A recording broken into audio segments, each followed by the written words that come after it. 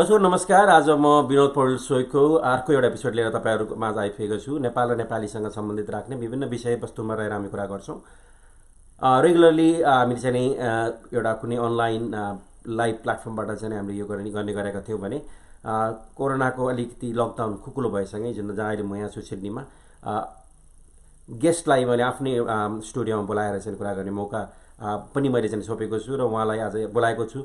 आजको एपिसोड अलि स्पेशल छ, जसमा चाहिँ नि नेपालको राजनीतिक अहिलेको चाहिँ स्थिति र नेपालको जुन लिपुलेक लिम्पियाधरा र कालापानीमा जुन भारतको सरकारले चाहिँ त्यहाँ बनाएको बाटो र नेपालको सरकारले दाबी गरेर प्रस्तुत गरेको नयाँ नक्सा, हाम्रो ओभरअल हाम्रो राष्ट्रियता, अबको नेपालको राजनीति कतातिर जाँदैछ, यावत विषयमा कुरा गर्छु। र यस कुरा सँगसँगै हाम्रा नेताहरू जुन अस्ट्रेलिया आउनु भएको हुन्छ, विदेशमा जानु भएको हुन्छ, यहाँ भएका व्यवस्था र यहाँका व्यवस्थापनहरू देखेर नेपालले के सिक्न सक्छ भन्ने कुरा उहाँहरूको विचार के छ त्यो पनि बुझ्दैछौँ।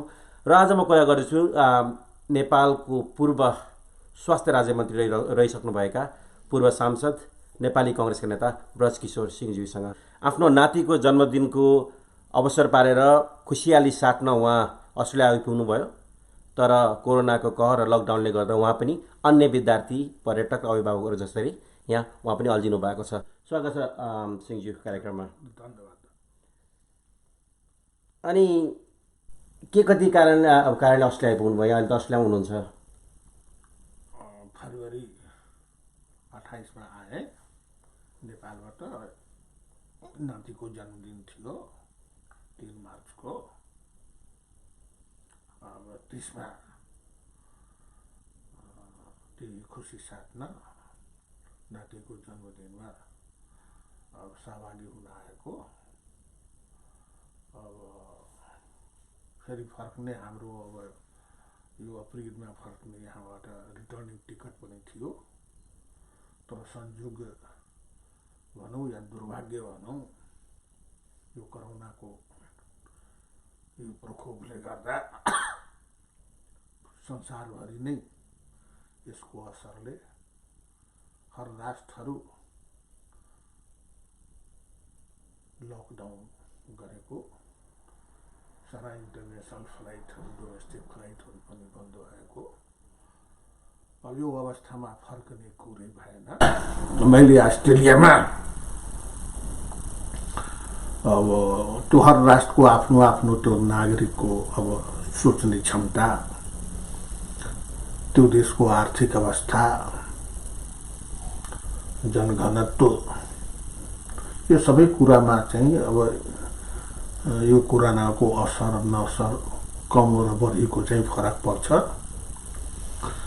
र अस्ट्रेलियामा राम्रो व्यवस्थापन पनि मैले देखेँ। तपाईले जुन अस्ट्रेलियामा जुन यो व्यवस्थापन हेर्नुभयो, हाम्रो चाहिँ देशमा पनि व्यवस्थापन भइरहेको छ। तपाईँ त सरकारमा पनि पहिला काम गरिसक्नु भएको मान्छे, जुन यहाँ देख्नुभयो नि व्यवस्थापन र सम्पूर्ण दलहरूले पनि मिलेर सरकारलाई सहयोग गरेको, नेपालमा यस्तो हुन्छ कि नेपालमा कस्तो भइरहेछ जस्तो तपाईँलाई लाग्छ? होइन, मैले अब मिडियाबाट, हामी त त्यहाँ प्रत्यक्ष छैनौँ, प्रत्यक्ष भएको भए अब एउटा राजनीतिक कार्यकर्ताको हैसियतले आफ्ना केही न केही योगदानहरू त्यहाँ दिन सक्थिएँ। हुन त त्यहाँ सबै ठाउँमा अब लकडाउन, आफ्नो घरमा, जिल्लामा, गाउँबाट नगरपालिकामा सबै ठाउँमा मान्छे लकडाउनमै बसिरहेछ। तर पनि जे जति बाहिर निस्किने डिस्टेन्स चाहिँ मेन्टेन गरेर अब त्यसमा आफ्नो क्षेत्रको, जिल्लाको र राष्ट्रलाई केही सहयोग गर्ने जुन एउटा अवसर प्राप्त हुन्थ्यो यो दुःखको घडीमा, त्यसबाट वञ्चित भएर मलाई पनि अब दुःखै लागेको छ, दुःखी नै छु। र यहाँ पनि धेरै नेपालीहरू छन्।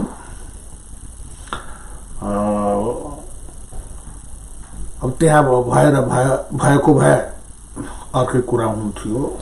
तपाईँ अहिले यहाँ हुनुहुन्छ, यहाँ पनि अभिभावकहरू जुन अल्झिएर बस्नु भएको छ, नेपाल फर्किन चाहनु भएको छ, तपाईँ पनि अभिभावकै भएर अस्ट्रेलियामा हुनु भएको छ।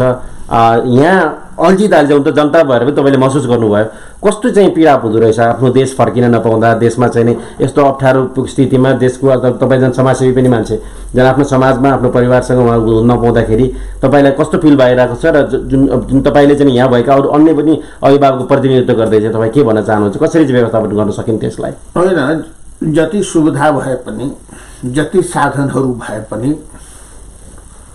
आफ्नो राष्ट्र र आफ्नो ठाउँको माया रहिरहन्छ।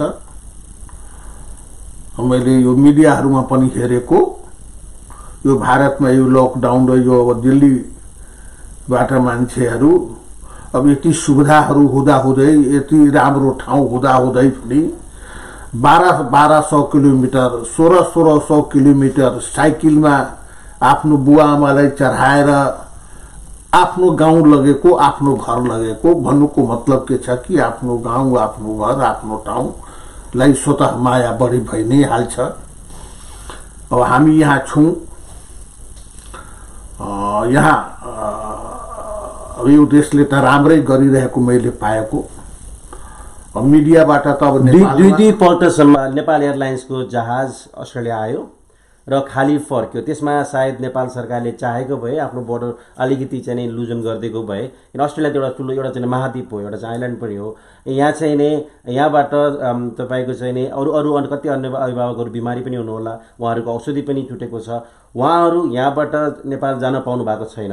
र कति विद्यार्थीहरू विशेष कामले अथवा कति मान्छेको चाहिँ घरमा मरण भएर क्रियापुत्रीहरू पनि जान पाएका छैनन्।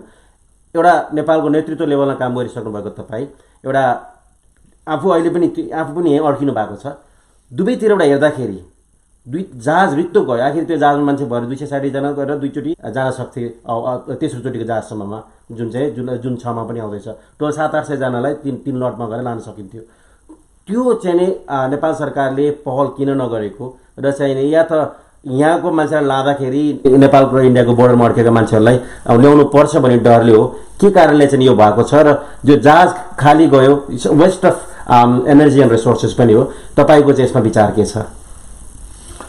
होइन, मैले त अब यहाँ विभिन्न अब मिडियाहरूबाट पुरै संसारको अध्ययन, अब आजको युग त ग्लोबल युग हो, मिडियाको युग हो, संसारभरिकै खबर आदमी बसेर हेरि नै रहेछ। मैले हिजो अस्ति चाहिँ प्रधानमन्त्रीको वक्तव्य पनि सुने। अब कतारमा हाम्रो 4 लाख मान्छे हो, अब 4 लाख मान्छेलाई म कसरी ल्याउन सक्छु भने 4 लाखको कुरो छैन। यहाँ कुरो सरकार कति सजग छ, कति एक्टिभ छ, आफ्नो नागरिकप्रति कति संवेदनशील छ, कति जवाबदेह छ, त्यो मूल कुरा। अब जस्तै अस्ट्रेलियाबाट अब प्लेनहरू गयो, त्यहाँबाट रित्तै फर्केर आयो। अब त्यहाँ त्यहीँबाट आउने मान्छेहरू यहाँ कसैले अब उसको बुवा मरेर, कसैले अब यो अस्ति नउ गरेर, त्यसको सदुपयोग राम्रोसँग व्यवस्था गरेको भए त्यसको सदुपयोग हुन सक्थ्यो। तर यो सरकारले अब सिधै लकडाउन सिधै गरेर समस्याको समाधान हुँदैन। अब अमेरिकाहरूमा, इटलीहरूमा, अहिले भारतहरूमै अब लकडाउन पनि छ र यावत मान्छेको गतिविधिहरू पनि अब जस्तै अब लकडाउनमा हामी ज्यान जोगाउन बसिया छु, तर अब मेडिसिन चाहियो। अब मेडिसिनको व्यवस्था चाहिँ हुन सकेन भने त्यो त मेडिसिन बिना मान्छे घरमै मर्छ। त्यो लकडाउन त्यसले त फाइदा त्यहाँ भएन नि त। त्यसैले हाम्रो सरकारले जुन रूपमा तपाईँले भन्न खोज्नु भएको चाहिँ लकडाउन भए पनि तपाईँको चाहिँ जो विदेशमा अड्केर बसेका छन्, आफ्नो देशमा फर्किन चाहेका छन्, उनीहरूलाई जसरी अस्ट्रेलिया लिएर आएर यहाँ चाहिँ क्वारेन्टाइनमा राख्यो त्यसरी राखेर ल्याउनु पर्यो र नेपालमै भएकाहरूलाई पनि कमसेकम औषधि मूल्य गर्ने कुराहरूको लागि चाहिँ र विशेष आवश्यकताको लागि चाहिँ बाहिर निक्लिन दिनलाई विशेष अनुमति दिनु पर्यो भन्नु खोज्नु भयो नि त? होइन, हामीले थाहा छ। अब अमेरिकाको तुलना, जापानको तुलना, जर्मनी र इटलीको तुलना हामी गर्न सक्दैनौँ। ठिक छ, त्यो कुरा हामी त्यो स्वीकार गर्छौँ, त्यो हाम्रो क्षमता होइन। तर ठिक छ, 4 लाख मान्छेलाई कतारबाट, दुबईबाट 2 लाख मान्छेलाई हामी ल्याउन सक्दैनौँ, मलेसियाबाट ल्याउन सक्दैनौँ। तर त्यहाँ मान्छे बिल्कुल जो अब त्यहाँ पनि धेरै किसिमका व्यक्तिहरू छन् नि। अब जसलाई त्यहाँ अब बिल्कुल बिरामी अवस्थामा छ या भर्खर गएको छ, जब छैन, त्यहाँ पनि अति आवश्यक त्यो त्यहाँका एम्बेसीहरू, हाम्रो देशका एम्बेसीहरूले सबै ठाउँमा सक्रिय भएर, अब त्यति हाम्रो क्षमता छैन सबैलाई ल्याउने, मलाई पनि त्यो कुरा, म पनि त्यो कुरा स्वीकार गर्छु, त्यो हाम्रो राष्ट्रिय क्षमता छैन। तर त्यहाँबाट चाहिँ 500 जना जो अति आवश्यक छ त्यहाँबाट ल्याउन सक्दैन भने त्यो कुरो पनि छैन। तर त्यो मैले भने नि, जो सरकारको जति अब संवेदनशीलता हुनु पर्यो नागरिकप्रति, त्यो मैले चाहिँ पाइराखेको छैन। त्यो त रह्यो विदेशमा रहेका नागरिकको हकमा, जुन नेपालमा रहेको केसमा त लकडाउन त राम्रै भइरहेको छ भन्ने पनि कुरा सुनिएको छ, जसले गर्दा कोरोना अलिकति कन्ट्रोल पनि नेपालमा भएको छ। तपाईँको चाहिँ के विचार छ यसमा? होइन, अब कन्ट्रोल त के छ, अब कन्ट्रोल त जुन रूपमा कन्ट्रोल अब हुनु पर्थ्यो त्यो रूपमा त कन्ट्रोल छैन। किनकि अब त्यहाँ त नागरिकहरू बढी त सबै बाहिरबाट आउनै सकेका छैन आफ्नो देशमा, हैन। अब जो जति नागरिकहरू छन् नेपालको, कोही दुबईमा मरिरहेछ, कोही कतारमा कोरोना लागेर मरिरहेछ, त्यो हाम्रो त्यसमा जोडिन्छ कि जोडिँदैन? त्यो पनि त हाम्रै नागरिक हो। अब बाहिरबाट लाखौं लाख मान्छेहरू, 40 लाख मान्छे नेपाली जनशक्ति बाहिर छ। अब त्यसबाट अब त्यसलाई हामी नेपाल ल्याउन सकिरहेको छैन र त्यो चाहिँ त्यहाँ अब कोरोनाको प्रभावबाट मरिरहेछ। त्यो अब त्यसको असर हाम्रो देशमा पर्छ कि पर्दैन? त्यो संख्या पनि हाम्रोमा जोडिनु पर्यो। त्यो संख्या हाम्रोमा जोडिन्छ नि त। सिधै चोखेर आफ्नो नागरिकलाई विदेशमा छोडेर मेरो त संख्या धेरै कम हो, कोरोनाबाट मर्नेको त त्यो भनेर मिल्दैन नि त। त्यहाँ त सरकार बिल्कुल असक्षम जस्तो मैले देखेँ। तपाईँ आफै पनि स्वास्थ्य मन्त्रालयमा पहिला काम गरिसक्नु भएको मान्छे, स्वास्थ्य राज्य मन्त्री भएर, नेपालको स्वास्थ्य व्यवस्था कस्तो छ, कस्तो थियो, कस्तो भइरहेछ र कस्तो हुनुपर्ने? तपाईँ त अहिले विदेशमा हुनुहुन्छ, विदेशमा रहेर हेर्दाखेरि स्वास्थ्य व्यवस्था कि अहिले यस्तो यो महामारीको बेलामा जो विश्व नै आतंकित भएको बेलामा जुन हेल्थ म्यानेजमेन्ट भइरहेको छ मन्त्रालयको तर्फबाट, तपाईँ खुसी हुनुहुन्छ स्वास्थ्य मन्त्रालयको पूर्व राज्य मन्त्री भएको नाताले? होइन, अहिले केही भएकै छैन। हाम्रै पालामा अलिअलि केही भएको जस्तो अवधारणाहरू हामी अब गाउँमा, प्रत्येक गाउँमा हेल्थ पोस्टका अवधारणाहरू ल्यायौँ, अहेबहरू चाहिँ त्यहाँ अब गऱ्यौँ हर गाउँमा। त्यो बेलामा अब भनौँ न यो के भन्छ कि गाउँको अस्पतालहरू त्यही बेलाको हो। त्यसमा कुनै परिवर्तन आज 20 वर्षमा भएको, चाहिँ 54मा मिनिस्टर भएको, आज चाहिँ 22 वर्ष भइसकेको, त्यो हेल्थ सेक्टरमा कुनै प्रगति नै मैले देखिरहेको छैन। धेरै पछाडि छ हाम्रो देश प्रगति। अब हामी जिल्लामा पनि हेर्छौँ, अब कुनै अब साधन नै छैन हस्पिटलमा। से नाउँको एउटा बिल्डिङ हो, न कुनै व्यवस्थापन छ, दुनियाँभरको फोहोर छ। यो मामलामा त हामी धेरै पछाडि छौँ।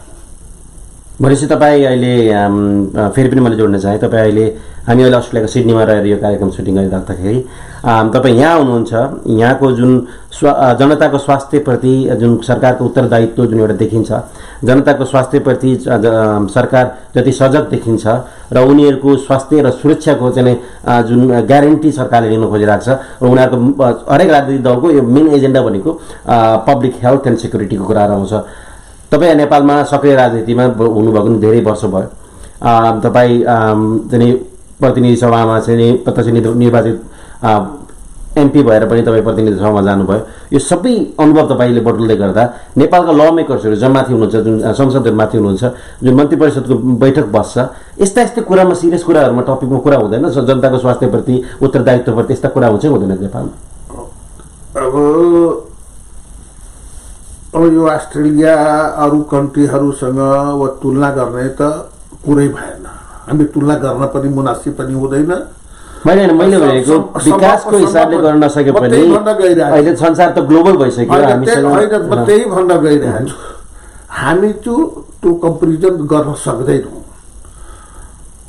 तर जे जति आज 20वीं सदीको अब भनौँ न, अब 21वीं सदीमा हामी प्रवेश गरिसकेका छौँ। आजको यो ग्लोबल युगमा पनि हाम्रो जति क्षमता छ, हाम्रो राष्ट्रको जति गर्न सक्ने अब आर्थिक आधार भनौँ, त्यहाँ प्राकृतिक आधार भनौँ, जे आधारहरू छन् त्यसबाट पनि गर्न सक्ने हामीले गर्न सकिरहेको छैन। अरू राष्ट्रको त कम्पेरिजनको कुरै छोड्छौँ।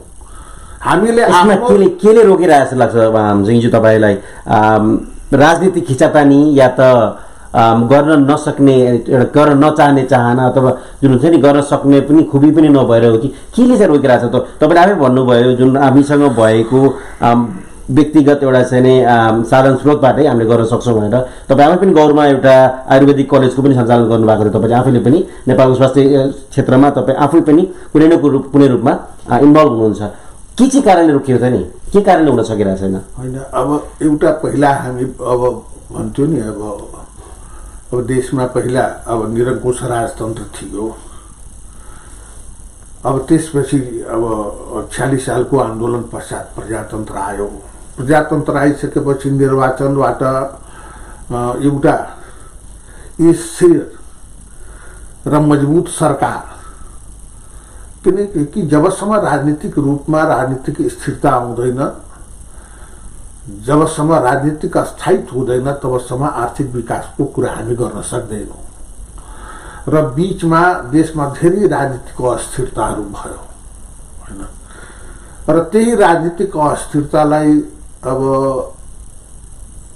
समाप्त गर्ने नियतले, समाप्त गर्ने हिसाबले यो देशमा यो राजनीतिक अस्थिरता बढी नहोस्। नेपालले धेरै अब अस्थिरता बेहोरिसक्यो। संविधानमा धेरै प्रावधानहरू 2 वर्षमा प्रधानमन्त्री नफेर्ने जस्ता कुराहरू राखियो। यहाँसम्म कि नेपाली जनताले अब अहिलेको नेकपालाई लगभग नियर एबाउट 2/3 बहुमत पनि दियो। र एउटा स्थिर सरकार दिएर पनि जुन अब गति हुनु पर्थ्यो देश विकासमा, अब यो हुँदा हुँदै पनि प्रधानमन्त्रीले आफै राजनीतिक अस्थिरता, एकतिर जनताबाट स्थिरता गर्नको लागि मत माग्नु भएको, जनताले दिएको पनि, र आफै यो अब यो संविधान संशोधन गरेर यो 40% अब यो केन्द्रीय समिति र संसदमा नभएर एउटैले पनि गर्न सकिन्छ भनेर हटाउनु भनेको देशलाई राजनीतिक अस्थिरतातर्फ लग्ने खेल गर्नुभएको, त्यसमा प्रधानमन्त्रीको प्रत्यक्ष संलग्नता देखियो। त यस कुराले गर्दा नेपालले अहिले पनि जुन सबक लिनु पर्थ्यो विगतको कमी कमजोरीले, त्यो सबक लिन सकिरहेको छैन। र अब अहिले म त स्पष्टै देखिरहेको छु कि अहिले वर्तमान सरकार, नेकपाको जुन सरकार छ, अब यो कोरोनाको यति सङ्कट पुरा दुनियाँ यसको प्रभावबाट पीडित छ। यो अवस्थामा उहाँको पार्टीभित्रै यो सत्ताको हानाथापको खेल पनि हामीले मिडियाबाट देखियो। यो कति दुर्भाग्यपूर्ण र कति दुःखद हो, त्यो सबैले सोच्नुपर्ने कुरा हो। त्यसैले अहिले पनि नेपाल जुन गतिमा नेपाल विकासको उसमा जानुपर्ने थियो, त्यो राजनीतिक स्वार्थमा अहिले वर्तमान सरकार यति लिप्त देखिएको छ कि देशको जुन विकास गर्नुपर्ने अठोट गर्नुपर्ने वाचा, जुन घोषणा पत्रको आधारमा उहाँले जनताबाट समर्थन प्राप्त गर्नुभएको, त्योसँग कुनै लगाव छैन, कुनै मतलब छैन, कुनै सम्बन्ध छैन। तर राष्ट्रवादको मामलामा त अहिलेको सरकार निकै नै सुरुबाट चाहिँ नै अब केपी ओलीज्यू आफै पनि अब नाकाबन्दीदेखि लिएर अहिलेसम्म हेर्दाखेरि पनि अब म चाहिँ कुरा मोड्न चाहेँ अहिले जुन नेपाल र भारतको बिचमा भएको सीमा विवादतर्फ तपाईँ पनि अहिले विदेशबाट बसेर भए पनि नेपालको राजनीति र नेपालको अहिले जुन भइरहेको चाहिँ सिचुएसनलाई नजिकबाट हेरिराख्नु भएको छ।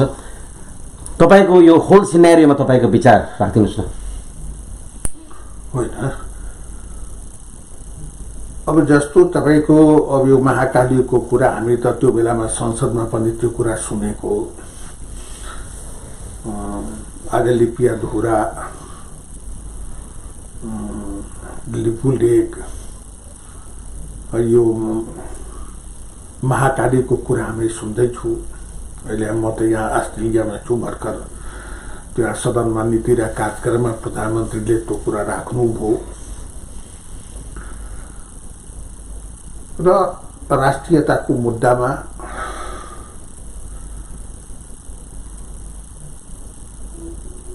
वास्तवमा हामीले राष्ट्रको 1 इन्च जग्गा पनि कसैले मिच्छ भने हामी त्यसको लागि त सजग हुनै पर्छ, एकजुट हुनै पर्छ। तर यो जग्गा फिर्ता नलिने मात्रै होइन कि यस्तो भाषाको प्रयोग प्रधानमन्त्रीको सम्बोधन ले मलाई कस्तो लाग्यो भने उहाँको राष्ट्रियताको कुरा प्रति त्यति नभएर एउटा नेपाली जनतालाई खोक्रो राष्ट्रवादको नारा दिएर खाली मात्र आफ्नो जन समर्थन प्राप्त गर्ने नियतले हो कि जस्तो देखियो। किनकि हामीलाई थाहा छ कि त्यो अब सुगौली सन्धिदेखि कति सरकार, राजादेखि प्रजातान्त्रिक सरकार आयो, राजाको सरकार पनि आयो, कति सरकार आयो गयो। त्यो बेलादेखिको नक्सा पनि हामीसँग होला सुगौली सन्धिको उसमा। त्यसलाई हामीले यो हाम्रो भूभाग हो त्यो एउटा तर्कपूर्ण रूपमा हामीले प्रमाणित गर्न सक्नु पर्यो।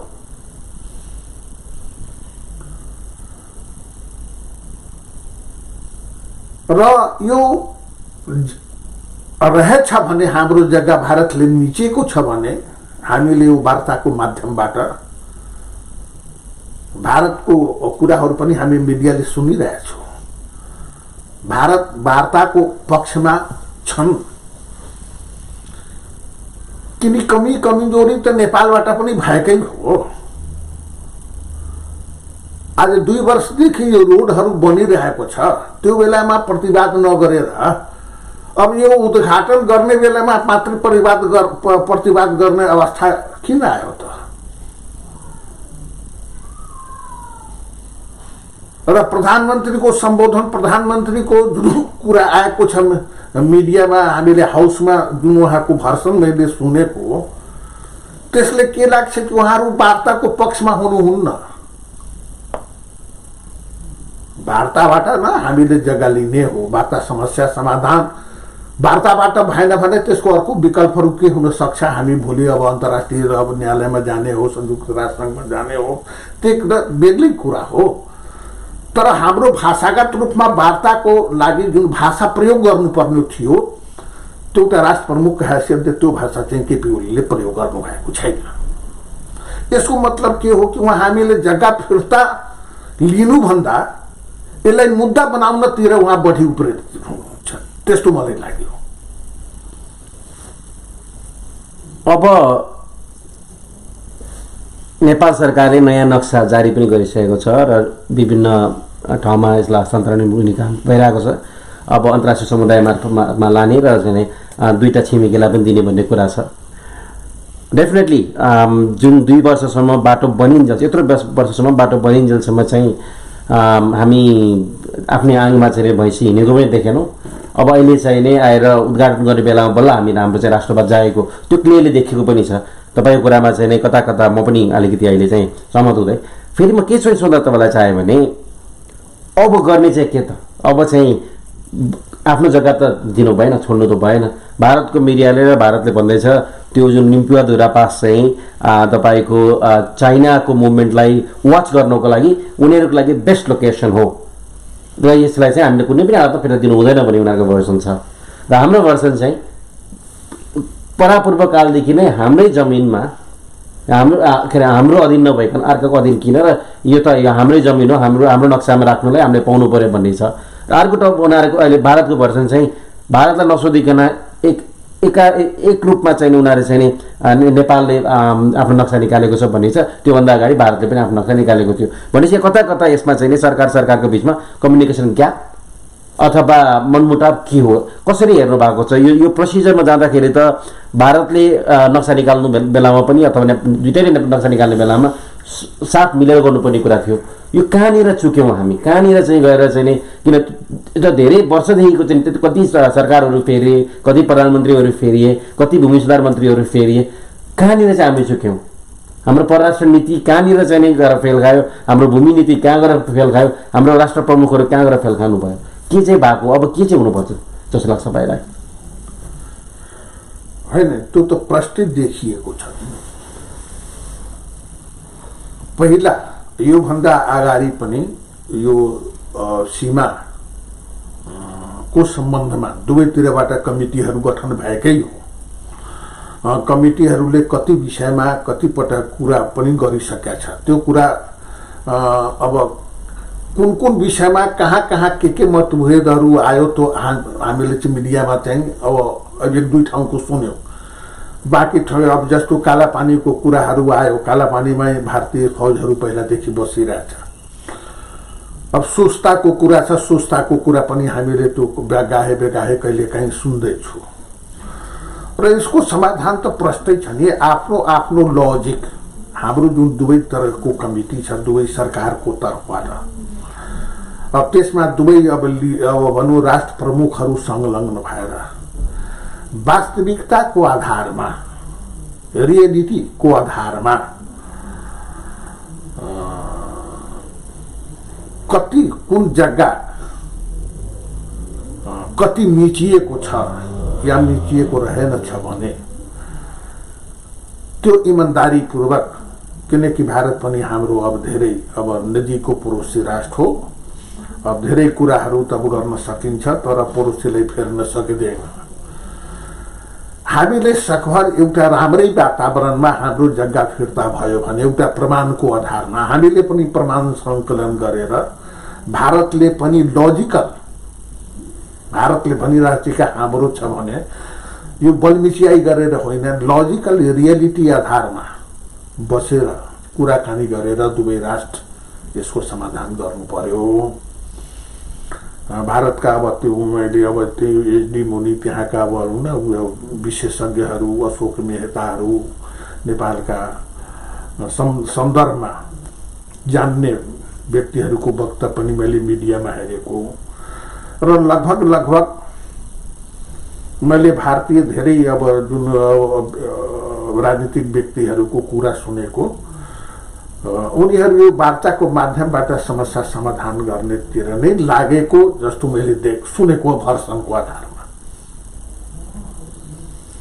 अब मैले त आफ्नै सरकारको अब राष्ट्र प्रमुखकै भाषा मैले वार्ता नै नहोस् भनेर बरु यसलाई विवाद गरेर एउटा सेन्टिमेन्ट पैदा गरेर राजनीतिक फाइदा लिने, राजनीतिक हत्कण्डा गर्ने मात्रै मैले देखेको कि अहिले वर्तमान सरकारको भनेपछि अहिलेको सरकार वार्ताप्रति सिरियस छैन जस्तो भयो? छैन, बिल्कुल छैन।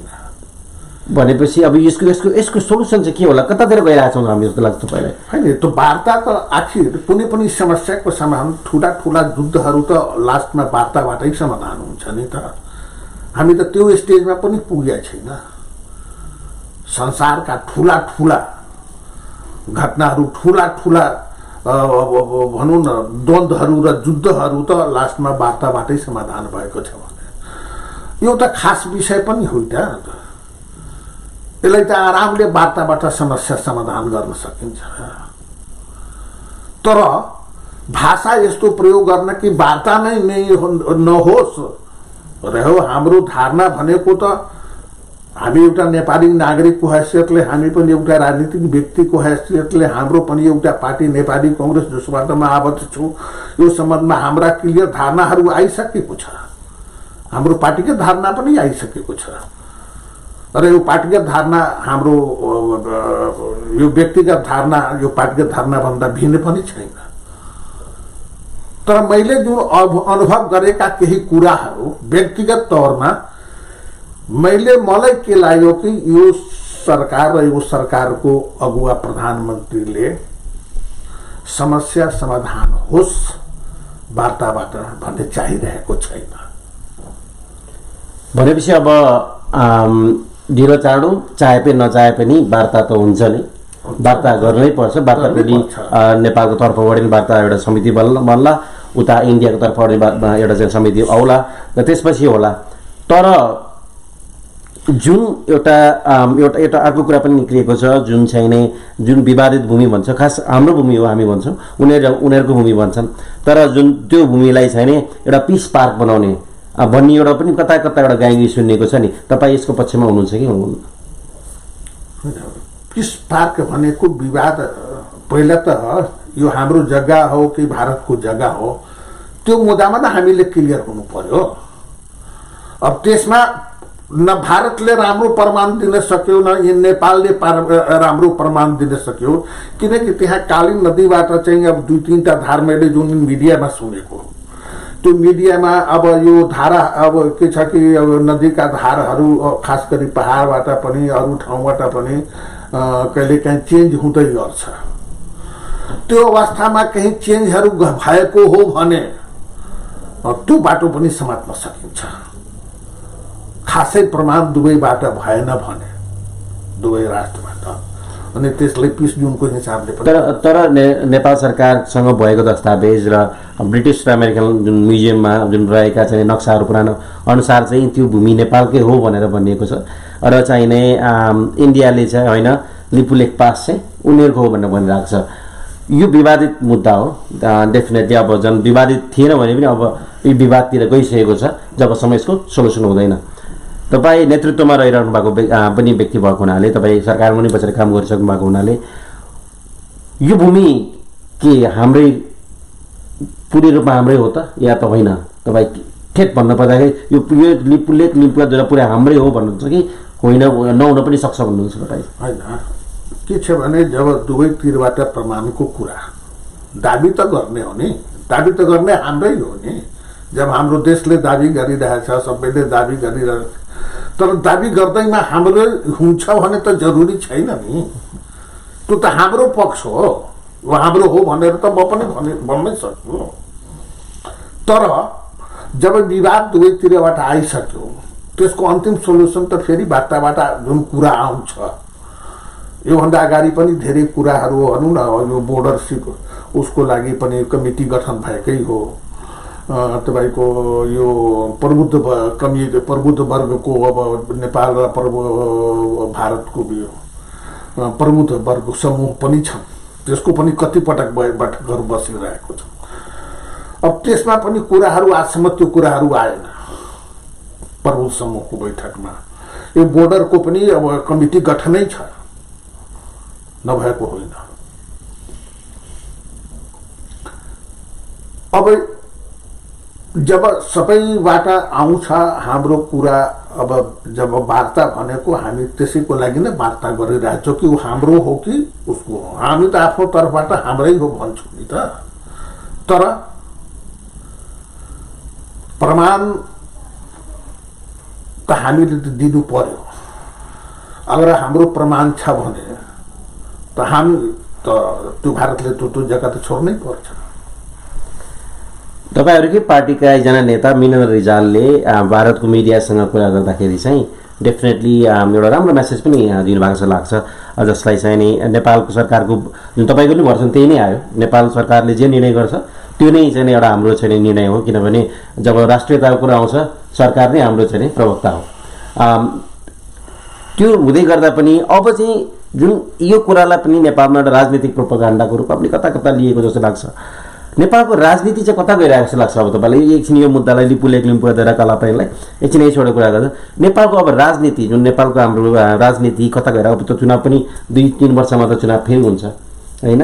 अहिले लगभग 2/3 सरकार, त्यसपछि अस्ति भएको चाहिँ नि तपाईँको संविधान संशोधन गरेर जुन चाहिँ नि दलहरू 40%ले चाहिँ नि अर्को दल खोल्न पाउने जुन कुरा रहेछ, यो पोलिटिकल मेस, यो जुन यो भद्रगोले गर्दा अब चाहिँ राजनीति जब अब जहिले पनि व्यवस्था मात्रै चेन्ज भयो, घरि यो व्यवस्था घरि त्यो व्यवस्था भयो, राजनीतिक पार्टी मात्र लडिराख्ने कि अब मिलेर चाहिँ देशको अवस्था पनि परिवर्तन गर्ने, यो दिन चाहिँ कहिले आउँछ तपाईँको विचारमा? अब कहिले होला जस्तो लाग्छ? अहिले त हुन्छ होला त भनी सोचेको थियो जनताले, तर त्यो पनि भएन। अब कहिले हुन्छ जस्तो लाग्छ तपाईँलाई? अब मलाई लाग्छ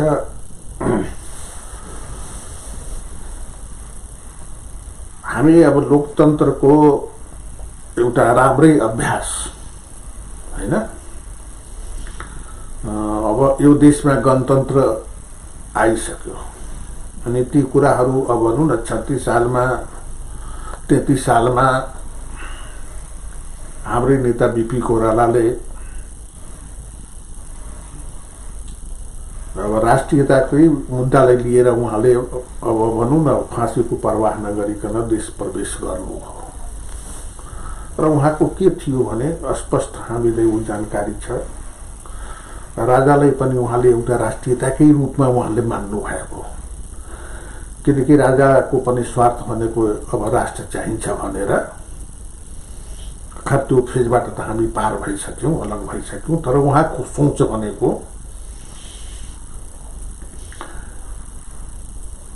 कुनै पनि राष्ट्रको निर्माण एउटा क्रूर शासकद्वारा स्थापित हुन्छ, राष्ट्रको निर्माण हुन्छ, त्यसपछि राष्ट्र निर्माण भइसकेपछि लोकतन्त्रको लडाइँ सुरु हुन्छ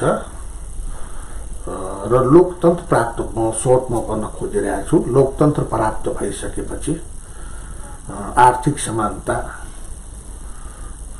को लडाइँ सुरु हुन्छ। अब जस्तो अब नेपालमा भनौँ न गणतन्त्र पनि आयो, अब समानताको कुरामा अब दलित जनजाति मधेसीले पनि आफ्नो कुराहरू राख्यो, आन्दोलन पनि भयो, तर कता कता के छ कि नेपाल अब यो फेज बाई फेज हामीले प्राप्त गर्नुपर्ने कुराहरू, राष्ट्रियता जुन रूपमा बलियो हुनुपर्ने त्यो हामीले पनि बलियो गर्न सकेनौँ। लोकतन्त्र पनि जुन हिसाबले एस्ट्याब्लिस्ड व्यवस्थित गर्नुपर्ने थियो त्यो पनि हामीले गर्न सकेनौँ र आज समानताको कुरा छ त्यो पनि हामीले अहिलेसम्म गर्न सकेका छैनौँ। र दुःखको कुरा छ कि यो सबै कुरा अब नेपालले एकैचोटि गर्नुपर्ने परिस्थितिहरू आइरहेको छ र हामी त्यतातिर अब गइरहेछु र भविष्य मलाई लाग्छ नेपालको भविष्य उज्जवल नै रहन्छ, किनकि नेपालीहरू पनि धेरै मेहनती छन्, सङ्घर्षशील छन्। अब राजनीतिक अवस्था राम्रो नभएर देशको जुन रूपमा विकास हुनु पर्थ्यो त्यो हुन सकेको थिएन। अब जनता सबैलाई हेरिरहेको छ। आज कम्युनिस्टलाई पनि नेकपा माओवादी र एमाले मिलेर बनाएको सरकारलाई पनि हेरिरहेछ र मलाई लाग्छ कि जनताको जुन अपेक्षा, जनताले जुन हिसाबले एउटा राजनीतिक स्थायित्व र देशमा राजनीतिक विकासको लागि एउटा माइन्डेड जुन दियो वर्तमान पार्टीलाई, वर्तमान सरकारलाई, त्यो भ्रम नेपाली जनताको टुटेको छ र यिनीहरूले एउटा सिन्को पनि भाँच्न सकेका छैन परिवर्तनको।